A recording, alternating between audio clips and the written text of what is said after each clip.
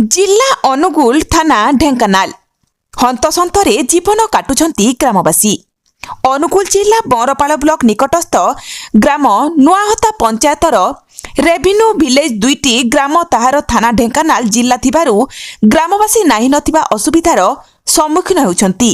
सूचना मुताबक नुआहता पंचायतर तालबाल और गंठी गाड़िया ग्राम जिलापाल कार्यालय तहसिल कार्यालय आरआई कार्यालय अनुगुल जिले में अवस्थापित जहाँकि ग्राम ठारू बेसी बेसी जिलापाल कार्यालय 10 किलोमीटर दूर रही, जहाद्वारा ग्रामवासी समस्त कार्य सुरुखुरु लाभ उठाउछंती।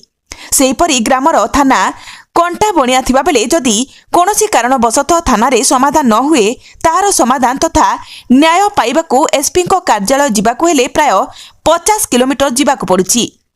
ग्रामर थाना पूर्वरु बरपाल थाना थिला, किंतु बड़ दुखद घटना पूर्व सरकारक समय रे थाना कंटा बणिया थाना को स्थानांतरित करा जायछि।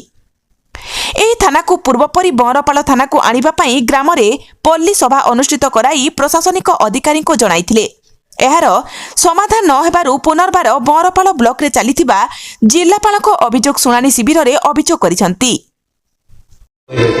आमर नुआहता पंचायतर दुईटी रेभिन्यू विलेज गोटेला तालवाड़ी गोटेला गंठीगाड़िया दीर्घ 20 वर्ष है जिला अनुगुल कलेक्टर अनुगुल एसपी अनुगुल, किंतु से दुईटी गाँ को दे दिया ढेंकानाल जिलार कंटाणिया थाना अंडर अच्छी। तेणु लोक ढेंकानाल अनुगुल जिला लोक ढेंकानाल हेडक्वार्टर ऑफिस की एसपी ऑफिस कोर्ट को जीवा बहुत असुविधा होउची। आमे बारंबार दाबी करथुलु कलेक्टर को एसपी की या पूर्व भी लेखिक देइथिलु। थरे ग्राम सभा कहले ग्राम सभा भी पंचायत करिक देइजु कलेक्टर को। तेणु एटा हमर गोटे दाबी से लोक मैंने बहुत हैरान होती।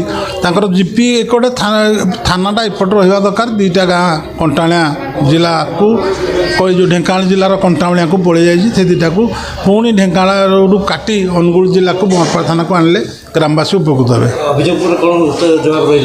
अभियोग आम ग्राम सभा कर आज भी अभियोग कलेक्टर एसपी की कहली से कहले आम प्रशासन को लेखिक पठेजु होम डिपार्टमेंट को अति शीघ्र से दुईटा गाँ फेरी आसो अनुगुल जिला को।